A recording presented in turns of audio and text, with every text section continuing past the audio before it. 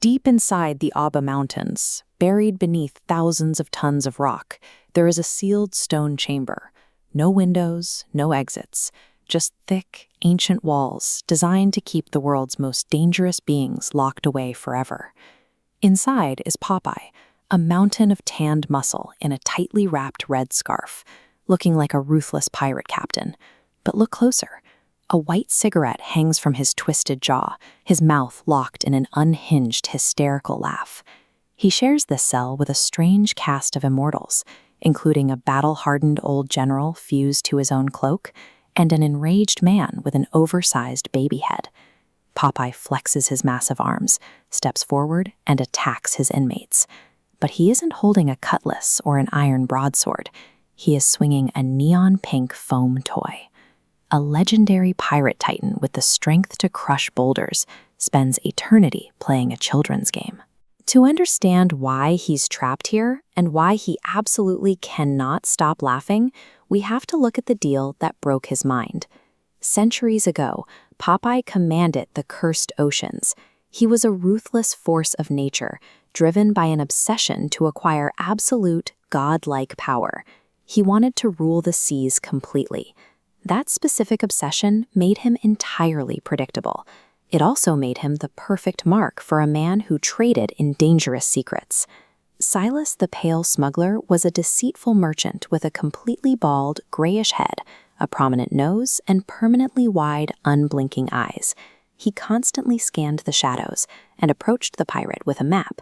He promised it led to a glowing emerald spring hidden away from the world, and claimed that drinking its magical waters would instantly grant Popeye the godhood he craved. Silas leveraged Popeye's endless ambition against him.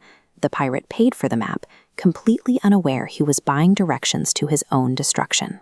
Popeye followed the chart to the edge of the map and found the glowing emerald spring. He eagerly drank the heavy, cursed water. The magic didn't grant him power. It flooded his nervous system and violently fractured his sanity. His facial muscles spasmed, one eye squinted shut, his jaw twisted to one side, and a manic, endless laughter tore out of his throat. His mind was entirely gone. Seeing the chaotic giant he had just created, Silas dropped everything and fled. The smuggler would spend the rest of his immortal life paralyzed by paranoia, waiting for the laughing monster to find him. Popeye was no longer a captain. He was a weapon of pure unpredictability. This made him the perfect right-hand man for the bald baby, an exiled king who recruited him to fight a massive 500-year vendetta. By seeking ultimate control over the world, Popeye lost total control of his own mind, becoming a blunt instrument for someone else's war. That 5-century chase eventually funneled Popeye, the bald baby, and all their enemies straight into the dark mountains of Abha. The moment they crossed the threshold into the ancient chamber, a blinding light illuminated the room, and massive stone doors slammed shut behind them. Waiting in the center of the room was the eternal skeleton. With a gesture from his bony finger, ancient magic swept through the air. Every single piece of iron in the room instantly dissolved, replaced entirely by brightly colored foam toys. The skeleton announced the rules: no lethal weapons allowed, and guarding the exit was the silent warden, a massive enforcer standing with crossed arms, ready to use overwhelming force on anyone who tried to break the rules or escape. This is Popeye's reality.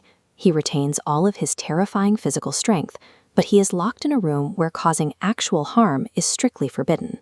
He spent his entire life hunting for the power to destroy anyone in his path. Now he has eternity to swing a neon foam sword at his enemies. When you realize the universe played a joke that cruel, hysterical laughter is the only response left.